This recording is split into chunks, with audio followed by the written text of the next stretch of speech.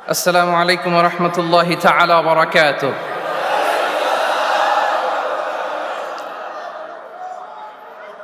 نحمده ونصلي على رسوله الكريم. أما بعد فأعوذ بالله من الشيطان الرجيم. بسم الله الرحمن الرحيم. ونزلنا عليك الكتاب تبيانا لكل شيء وهدى ورحمة وبشرى للمسلمين. صدق الله العظيم. رب اشرح لي صدري ويسر لي أمري ওয়াহলুল উকদাতাম মিন লিসানি ইয়াফকাহু কওলি।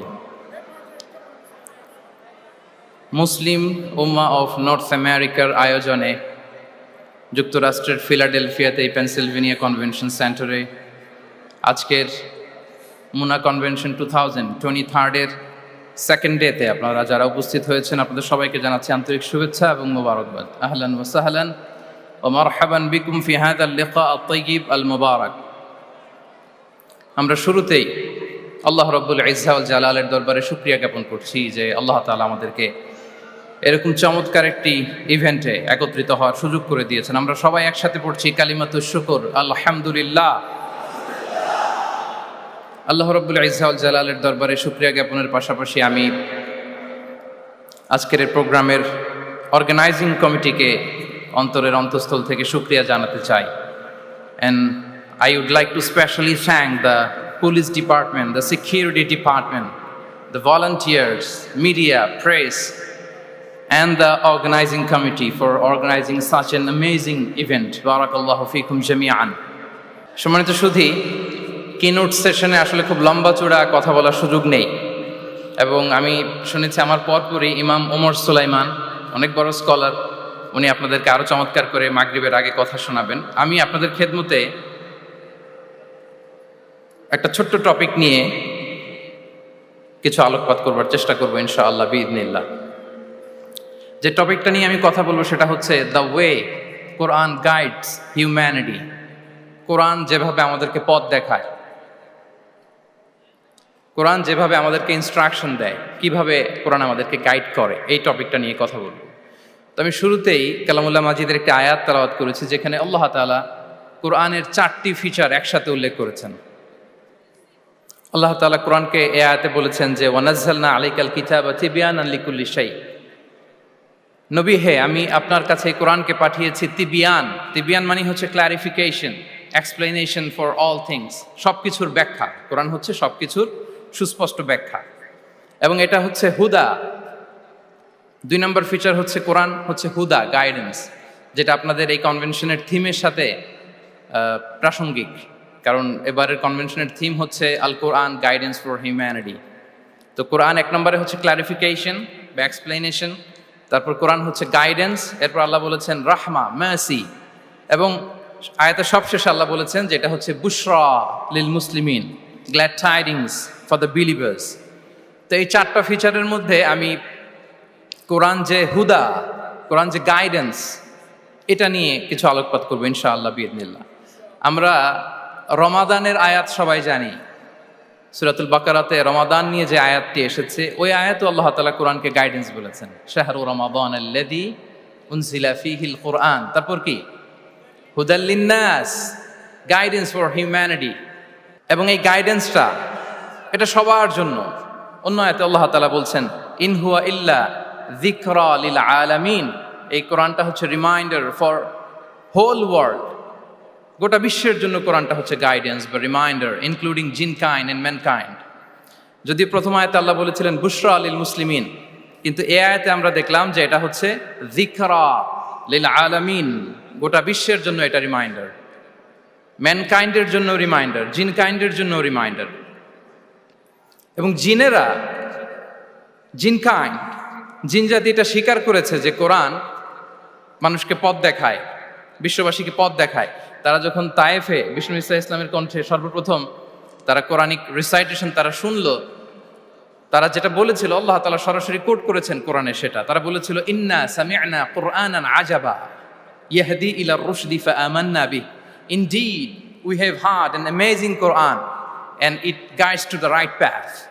আমরা একটা অসাধারণ কোরআন শুনেছি এবং এটা ইয়াহদি ইলার রুশদ, গাইড করে, পথ দেখায় সঠিক রাস্তায়। তো আমরা বুঝতে পারলাম কোরআন হচ্ছে গাইডেন্স, আমাদেরকে পথ দেখায়। কোরআন গাইডেন্স হওয়ার সবচেয়ে বড় কারণ হচ্ছে কোরআন হচ্ছে এই পৃথিবীর সবচাইতে the most interactive and relevant book to human being. সবচাইতে জীবন ঘনিষ্ঠ এবং প্রাসঙ্গিক কিতাব হচ্ছে আল কোরআন। কিতাবটার নাম কি? সবাই বলুন একসাথে, কি নাম? সবচাইতে প্রাসঙ্গিক, জীবন ঘনিষ্ঠ, the most interactive book ever in the world. এর কারণ হচ্ছে এর আগে যত আসমানি কিতাব এসেছিল সবগুলো কিন্তু একবারে নাজিল হয়েছে অ্যাট এ টাইমে। তাওরাত মুসা আলাইহিস সালামের উপর একবারে নাজিল হয়ে গিয়েছে একসাথে। ইনজিল ঈসা আলাইহিস সালামের উপর একবারে নাজিল হয়েছে। জাবুর দাউদ আলাইহিস সালামের উপর একবারে নাজিল হয়েছে। কোরআনও কি একবারে নাজিল হয়েছে? হ্যাঁ, একবারে নাজিল হয়েছে না, 23 বছরের 23 ইয়ার্সের লং পিরিয়ড অফ টাইমে একটু একটু করে নাজমান নাজমান হাসবা হাওয়াইজিল বাশার, মানব জাতির প্রয়োজনের তাগিদে, তাই না, প্রেক্ষাপটের আলোকে নাজিল হয়েছে। প্রথম নাজিল হয়েছে মক্কায়, তারপরে মদিনায়, বিভিন্ন জায়গাতে। আপনারা জানেন যে কোরআনের প্রথম আয়াত নাজিল হয়েছে মসজিদুল হারাম থেকে 10 কিলোমিটার উত্তর পূর্ব দিকে জাবালে নূর আছে, একটা পাহাড়, 634 মিটার উঁচুতে একটা কেইভ আছে, গারে হেরা। ওই হেরা গুহায় শুরু হলো কোরআনের এই নাজিল হওয়ার প্রক্রিয়া। এরপর রাসূল সাল্লাল্লাহু আলাইহি ওয়াসাল্লাম মক্কা থেকে মদিনায় গেলেন, সেখানেও নাজিল হতে লাগলো। এই কোরআন কখনো নাজিল হয়েছে ঘরের ভেতরে, কোরআন কখনো নাজিল হয়েছে বাজারে, কোরআন কখনো নাজিল হয়েছে সফরে, এই কোরআন কখনো নাজিল হয়েছে যুদ্ধের ময়দানে, এই কোরআন কখনো নাজিল হয়েছে আল্লাহর আরশে। তার মানে রাসূল যেখানে, কোরআনও সেখানে। কতটা ইন্টারেক্টিভ কিতাব! রাসূল সাল্লাল্লাহু আলাইহি ওয়াসাল্লাম তার জীবনে, তার পরিবারে, তার সমাজে, রাষ্ট্র পরিচালনায় যেখানেই তিনি সংকটের মুখোমুখি হয়েছেন, ঠিক তখনই সমাধান নিয়ে হাজির হয়েছে কোরআন। এজন্য এটা হচ্ছে the most interactive and relevant book to human being, সবচাইতে প্রাসঙ্গিক, জীবন ঘনিষ্ঠ একটা কিতাব। এবং এই কোরআনকে আল্লাহ তাআলা লাইট বলেছেন, আলো। ওয়া আনজালনা ইলাইকুম নূরাম মুবিনা, নবী হে, আপনার কাছে আমি লাইট পাঠিয়েছি। কোরআন এটা আলো, কারণ পথ দেখাতে হলে তো লাইট লাগবে। যেটা আপনাকে পথ দেখাবে তার মধ্যে যদি আলো না থাকে, সে পথ দেখাতে পারবে নাকি? পারবে না। তো কোরআনকে আল্লাহ তাআলা লাইট বলেছেন। এবং কোরআন শুধু নিজেই লাইট নয়, শুধু নিজেই আলো নয়, সে আলোর দিকে নিয়ে যায়। আল্লাহু আকবার। আলিফ লাম রা, কিতাবুন আনজালনাহু ইলাইকা লিতুখরিজান নাসা মিনাল যুলুমাতি ইলান নূর। I've revealed this book unto you, O Muhammad, in order to lead the mankind out of darknesses into the light. অনেকগুলো অন্ধকার থেকে একটি আলোর দিকে, মহাসত্যের দিকে নিয়ে যাওয়ার জন্য আমি কোরআন পাঠিয়েছি। সুবহানাল্লাহি বিহামদি। এবং একটু খেয়াল করে যদি আমরা দেখি যে একটি পুরো জাতি, একটি পুরো গোষ্ঠীর জীবনধারা পাল্টে দিয়েছিল কোরআন, যাদের লেখাপড়া জানা ছিল না, অক্ষর জ্ঞানহীন একটা জাতি, একটা ভূখণ্ডের জীবনধারা পাল্টে দিয়েছে এই কোরআন। কোরআন যেমনি আলো, তার পাশাপাশি কোরআন হচ্ছে ক্রাইটেরিয়ান। কোরআন সত্য এবং মিথ্যার মধ্যে পার্থক্য তৈরি করে দেয়। আপনি কোরআনের লেন্স দিয়ে যদি এই বিশ্বকে পরখ করতে চান, কোরআনের লেন্স দিয়ে যদি এই পৃথিবীকে আপনি পরখ করেন, তাহলে দেখবেন যে কোনটা সত্য কোনটা মিথ্যা আপনার সাথে, আপনার কাছে এটা সুস্পষ্ট হয়ে যাচ্ছে, ঠিক কি না? আল্লাহ তাআলা বলছেন, তাবারাকাল্লাযী নাযালাল ফুরকানা আলা আবদিহি লিয়াকুনা লিল আলামিনা নাযীরা। ফুরকান বলেছেন আল্লাহ তাআলা কোরআনকে এখানে। The criterion, it differentiates between right and wrong. Quran পড়লে আপনি বুঝতে পারবেন কোনটা সত্য কোনটা মিথ্যা। এবং সবচাইতে মজার ব্যাপার হচ্ছে কোরআন হচ্ছে একটা টাইমলেস মিরাকেল। টাইমলেস মিরাকেল, চিরন্তন মুজিজা। এটার কোনো লয় নাই, ক্ষয় নাই। আল্লাহ তাআলার যেমনি লয় নাই, ক্ষয় নাই, কোরআনেরও লয় নাই, ক্ষয় নাই। কারণ কোরআন কিন্তু আল্লাহর ক্রিয়েশন নয়, আল্লাহর সৃষ্টি নয়, এটা কিন্তু আল্লাহর সিফা। আপনারা জানেন তো এটা, কোরআন কিন্তু আল্লাহর সিফা। আল্লাহরও ক্ষয় নাই, কোরআনেরও ক্ষয় নাই। এবং অন্যান্য নবীদেরকে যে কিতাব দেয়া হয়েছে সেটা তাদের হেদায়েতের জন্য, আর সেই কিতাবকে তারা পরিবর্তন করে ফেলেছে।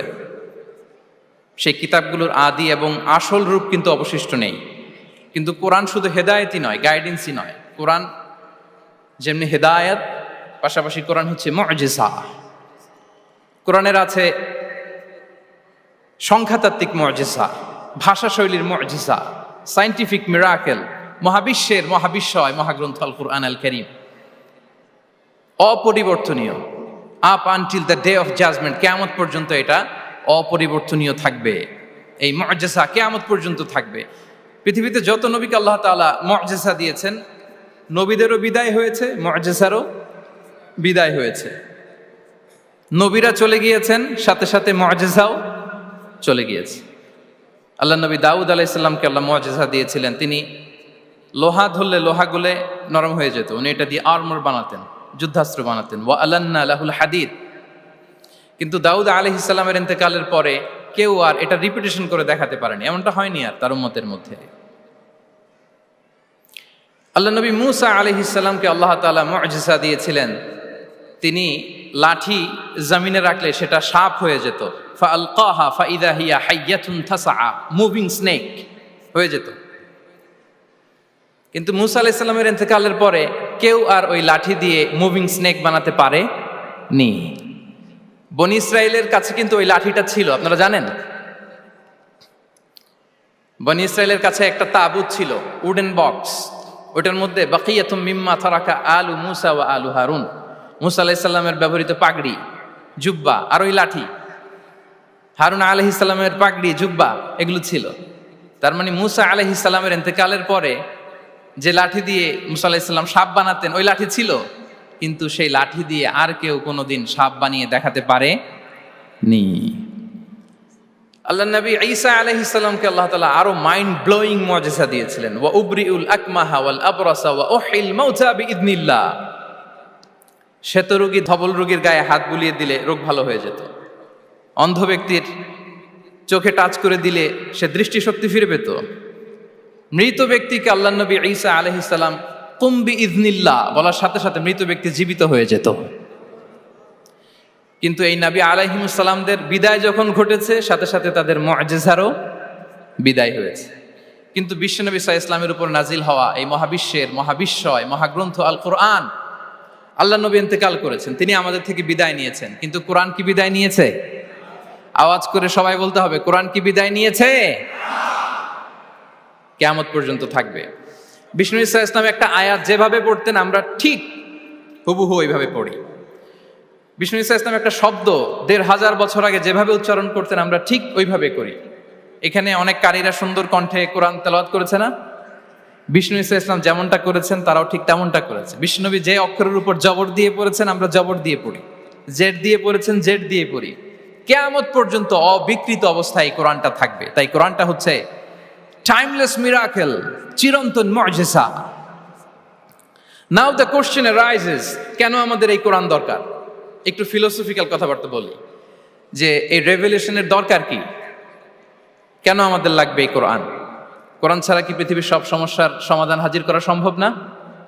এই পৃথিবীর সায়েন্টিস্টরা, ফিলোসোফাররা, জ্ঞানী ব্যক্তিরা অনেক সমস্যার সমাধান করেছে, কিন্তু সব সমস্যার সমাধান হাজির করতে পারে নি।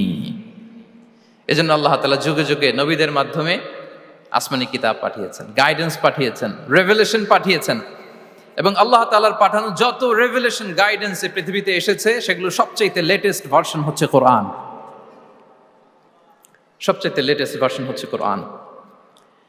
আচ্ছা, আমরা যদি একটু খুঁজে দেখি যে কোরআন ছাড়া আমরা কি বুঝতে পারতাম না, আমরা যদি একটু প্রশ্ন করি, কোরআন ছাড়া যেটা আমরা বুঝতে পারতাম না সেটা হচ্ছে ওয়াননেস অফ গড, স্রষ্টা যে একজন, এটা আমরা বুঝতে পারতাম না, ক্লিয়ারলি বুঝতে পারতাম না। কেউ হয়তো ভাবতাম 2 জন 3 জন।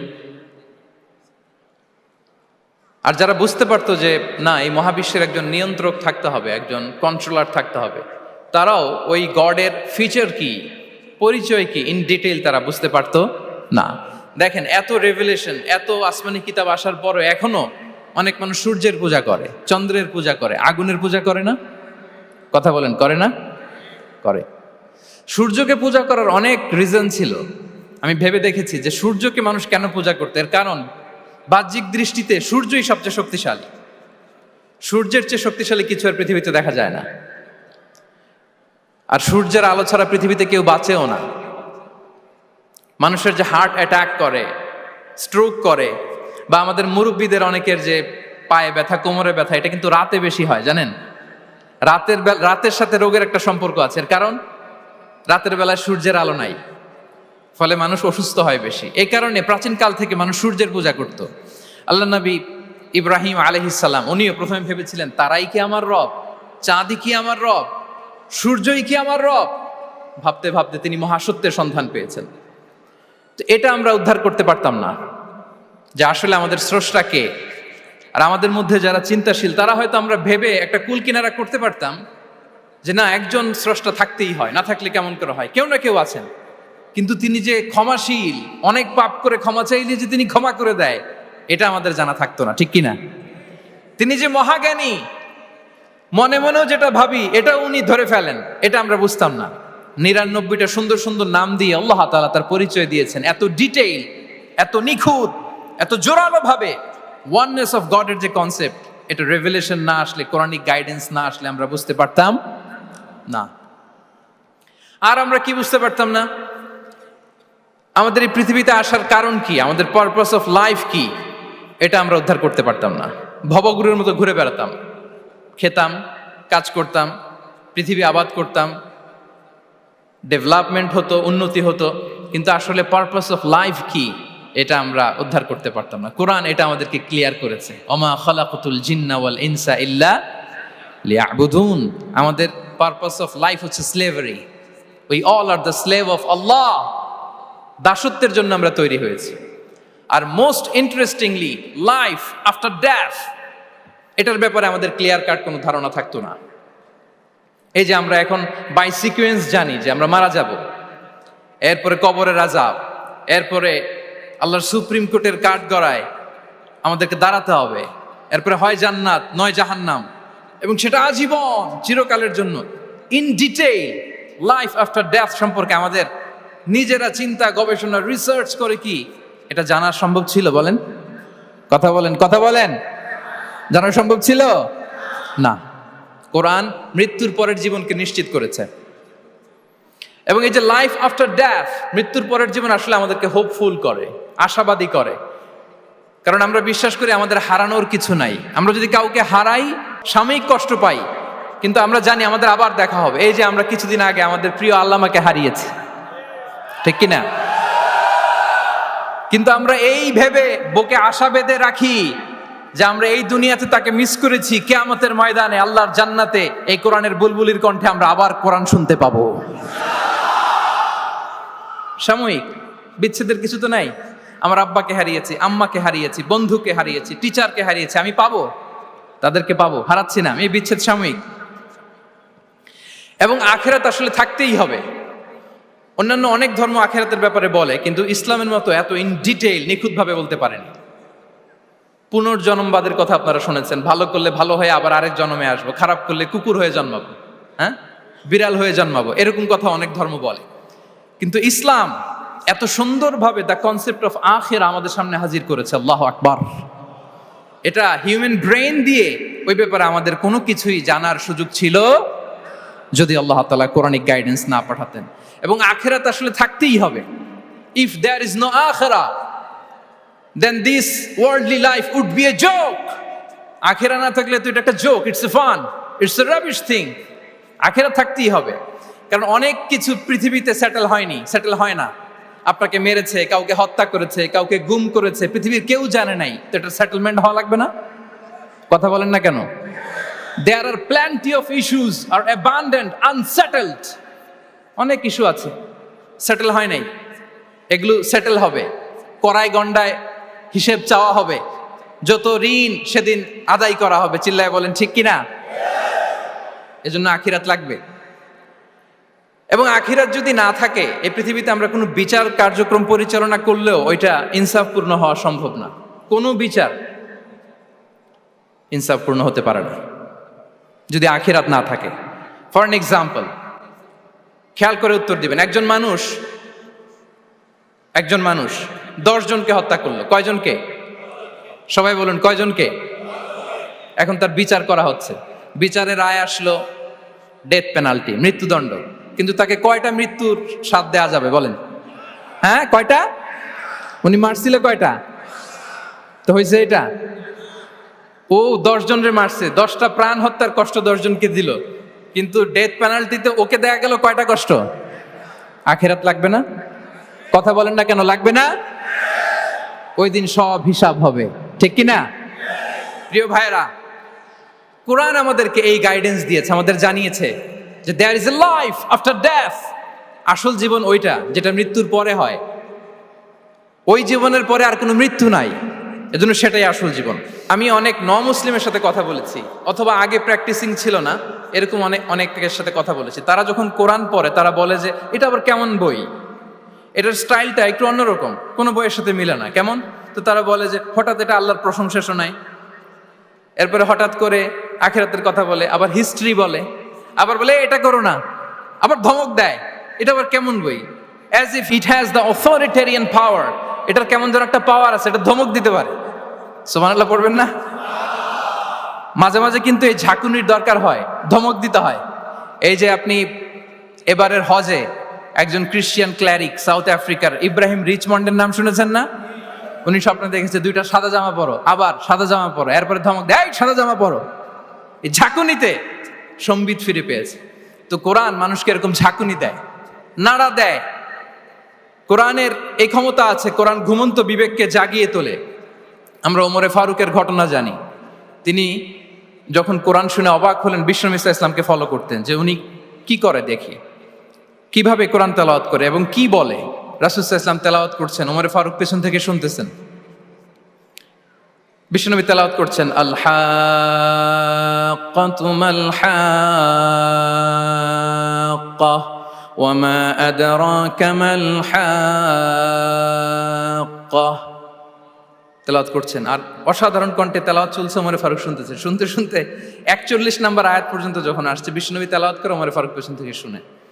তো ওমরে ফারুক ভাবতেছেন ঘটনা কি, মোহাম্মদ তো কারো কাছে পড়েও নাই, শিখেও নাই, এত চমৎকার কাব্য প্রতিভা তার মধ্যে আসলো কিভাবে? কিভাবে মিলাই মিলাই বলতেছে। তখন বিশ্বনবী তেলাওয়াত করছিলেন, ওমা হুয়া বিকাউলি শাইরিন খলিলাম মা তুমিনুন। এই আয়াতের অর্থ হচ্ছে এটা কোনো কবির কথা নয়, খুব অল্প সংখ্যক লোকই তোমরা ঈমান আনো। অবাক হলেন, ঘটনা কি? আমি যে এটা ভাবতেছি মোহাম্মদ বুঝলো কেমনে? বিশ্বনবী তো তেলাওয়াত করতেছেন প্রাণবন্ত কণ্ঠে। তো মোহাম্মদ কি গণক হয়ে গেল নাকি? মানুষের ভেতরে কি চলে সে গণনা করে বলে দেয়, তা না হলে বুঝলো কি করে? সুবহানাল্লাহ। কোইন্সিডেন্টলি এর পরের আয়াতটাই ছিল ওয়ালা বিকাউলি কাহিনিন খলিলাম মা তাযাক্কারুন। না, এটা কোনো গণকের গণনা নয়, খুব অল্প সংখ্যক লোকই তোমরা উপদেশ গ্রহণ করো। সে তো অবাক, এটা কবিতাও না, এটা গণনাও না, এটা কি? পরের আয়াত ছিল তানজিলুম মির রাব্বিল আলামিন। এটা জগৎ সমূহের রব আল্লাহ তাআলার পক্ষ থেকে নাজিল হয়েছে। সুবহানাল্লাহ। আর একটা ঝাঁকুনি খেলেন। এজন্য এই ঘটনাটাকে আমি এভাবে বলি যে সূরা হাক্কা দিয়ে আল্লাহ তাআলা ওমরে ফারুকের হৃদয়ে একটা ধাক্কা মেরেছেন। ওই ধাক্কায় উনি কালিমা পড়ে মুসলমান হয়ে গিয়েছেন। তাহলে কোরআনের এই পাওয়ার আছে। কোরআন নানা উপমা দিয়ে, মাসাল দিয়ে আমাদের কাছে গাইডেন্স হাজির করে যেন আমরা বুঝতে পারি। মাঝে মাঝে কনভারসেশন দিয়ে গাইডেন্স হাজির করে। আপনারা সাইয়েদনা ইব্রাহিম আলাইহিস সালামের ঘটনা জানেন। ওনাকে শিকল দিয়ে বেঁধে নমরুদের রয়্যাল প্যালেসে আনা হলো। নমরুদ বলল, ইব্রাহিম কাকে মানো? আল্লাহকে মানি। কোন আল্লাহ? রব্বি আল্লাযী ইউহয়ী ওয়া ইউমীত। এমন রবকে মানি যে জীবন দেয় মরণ দেয়। নমরুদ বলে, আমি তো এটা করি, আমার কাছে তো এটা, আমি জীবন দেই মৃত্যু দেই, তুমি আবার আরেকজনকে কোথায় খুঁজে পেলা যে জীবন দেয় মৃত্যু দেয়? তো জেলখানা থেকে ফাঁসির দণ্ডপ্রাপ্ত 2 জন আসামিকে ডেকে আনা হলো। একজনকে বলা হলো শিরচ্ছেদ করা হলো, আরেকজনকে বলা হলো শিরচ্ছেদ করতে যাবে, বলে স্টপ, থামো, ওকে ছেড়ে দাও, ওকে আমি জীবন দিলাম। ইব্রাহিম দেখো, একজনকে জীবন দিলাম, একজনকে মৃত্যু দিলাম।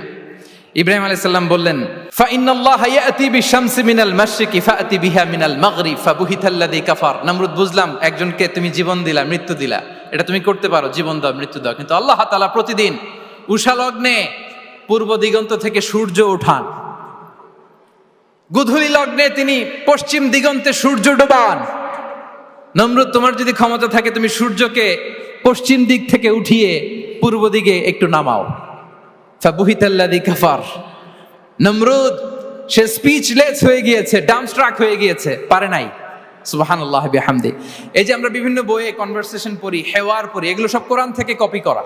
সুবহানাল্লাহ বিহামদি। কোরআনে এরকম কনভারসেশনের মাধ্যমে আমাদেরকে শিখিয়েছে, ঐতিহাসিক ঘটনার মাধ্যমে আমাদেরকে শিখিয়েছে। কোরআনিক দু একটা গাইডেন্স বলে আমি শেষ করছি। কোরআনের একটা পাওয়ারফুল গাইডেন্স হচ্ছে আমাদের জন্য যে কোরআন আমাদেরকে খলিফা বানিয়েছে। কি বানিয়েছে প্রিয় ভাইরা? সবাই বলুন, খলিফা বানিয়েছে। কি বানিয়েছে? খলিফা। আমরা খলিফা বলতে অনেকে ভাইস জেনারেল, প্রতিনিধি এরকম বলি, আসলে খলিফা মানে ইনচার্জ। আল্লাহ বলেছেন ইন্নী জাইলুন ফিল আরদি খলিফা, I am gonna appoint a successive human authority on earth. আমি জমিনে তোমাদেরকে ইনচার্জ বানাচ্ছি। ইনচার্জ মানে এই পৃথিবীর দেখভাল করার দায়িত্ব আমাদের, পৃথিবীর ভালো মন্দ দেখার দায়িত্ব আমাদের। আপনি চাইলেই লিটারিং করতে পারবেন না, যেখানে সেখানে প্লাস্টিক ফেলতে পারবেন না, চাইলেই বনায়ন ধ্বংস করতে পারবেন না, পাহাড় কাটতে পারবেন না, ওশেন গুলাতে ডাম্পিং করতে পারবেন না। এই যে এখন আপনার উত্তর মেরুতে দক্ষিণ মেরুতে বরফ গলে সি লেভেল বেড়ে যাচ্ছে, জানেন না আপনারা? যুক্তরাষ্ট্রের মানুষ তো অনেক সচেতন, আপনারা তো এগুলো ভালো জানার কথা। এই যে ক্লাইমেট চেঞ্জের কথা আমরা বলি, জলবায়ু পরিবর্তনের ব্যাপারে পৃথিবীর মোড়লরা তারা হয়রান পেরেশান, কি করে কি করবে, সাগরের পানি বেড়ে যাচ্ছে, পৃথিবীর তাপমাত্রা বেড়ে যাচ্ছে। আজ থেকে 30 বছর পরে মালদ্বীপ উইল বি ডিসঅ্যাপিয়ার কমপ্লিটলি। আজ থেকে 30 বছর পরে মালদ্বীপ আর থাকবে না। এন্টায়ার কান্ট্রি ওরা কোথায় শিফট করবে, ল্যান্ড খুঁজতেছে। আল্লাহু আকবার। তাহলে এটা আমাদের দায়িত্ব। আমরা চাইলেই পৃথিবীর তাপমাত্রাকে উষ্ণ বানাতে পারি না, চাইলেই বন ধ্বংস করে দিতে পারি না, চাইলেই পৃথিবীর পরিবেশ নষ্ট করতে পারি না। It's our responsibility to keep this planet inhabitable. এই পৃথিবীকে আমাদের বাসযোগ্য করে রাখতে হবে। এটা হচ্ছে খলিফা, কোরআনিক গাইডেন্স। আল্লাহু আকবার। কোরআন আমাদেরকে knowledge, research, innovation, scientific and technological অ্যাডভান্সমেন্টের ব্যাপারে উৎসাহিত করে। ইকরা বিসমি রাব্বিকাল্লাযী খালাক, read in the name of your lord who has created. পড়ো তোমার প্রভুর নামে যিনি শিখিয়েছেন। পড়ো বলতে শুধু ওই পড়া না, আপনি গবেষণা করবেন, আপনি ইনোভেশন করবেন। নিউজে দেখেছিলাম যে ভারতে মানুষ বই পড়ে পড়ে একটা নীরব বিপ্লব করে ফেলেছে ভারতে। এটা তো মুসলিম কান্ট্রিগুলো আগে করার কথা। আরব বিশ্বে তারা একটা কথা বলে যে আমরা হচ্ছে নাহনু উম্মাতু ইকরা, আমরা হচ্ছি উম্মাতু ইকরা। আমরা এমন জাতি যে জাতির প্রথম কথাই ছিল কি? ইকরা, পড়ো, রিসার্চ করো, গবেষণা করো। আমাদের ক্লাসিক স্কলাররা তারা এটা করতেন। আমাদের আল বিরুনি ছিল, আল কিন্দি ছিল, জাবির ইবনে হাইয়ান ছিল, খাওয়ারিজমি ছিল। তারা গোটা বিশ্বকে চ্যালেঞ্জ করেছেন, তারা দেখিয়ে গিয়েছেন। এখন এটা এই নলেজ ট্রান্সফার করে ওয়েস্টের কাছে এসেছে, খুব ভালো, আবার আমাদের কাছে যাবে, আমরা শেয়ার করবো এটা। তো এই কোরআন নলেজ সিকিং এর ব্যাপারে, রিসার্চের ব্যাপারে, ইনোভেশনের ব্যাপারে আমাদেরকে উৎসাহিত করেছে। কোরআন মানুষকে মানুষ হিসেবে কনসিডার করতে বলে, মানুষকে মানুষ হিসেবে কনসিডার করতে বলে। কোরআন বলে মানুষে মানুষে ভাই ভাই। আপনারা শুনেছেন যে কাতারে যে ফিফা ওয়ার্ল্ড কাপটা হলো, একটা আয়াত তেলাওয়াত করে তারা ওয়ার্ল্ড কাপটার ইনগ্রেশন প্রোগ্রাম করেছে। আপনারা জানেন আয়াতটা কি ছিল? হ্যাঁ, ইয়া আইয়ুহান নাসু ইন্না খালাকনাকুম মিন যাকারিন ওয়া উনসা ওয়া জাআলনাকুম শুউবান ওয়া ক্বাবাইলা লিতাআরাফু। সুবহানাল্লাহ, কত পাওয়ারফুল মেসেজ। কোরআনিক গাইডেন্স আমাদেরকে কি শিখায় দেখেন। এই আয়াতটা addressed the entire human being regardless the colours, languages, এথনিসিটিস। সবাইকে বলেছে যে তোমাদের রুট এক, আমরা সবাই এক।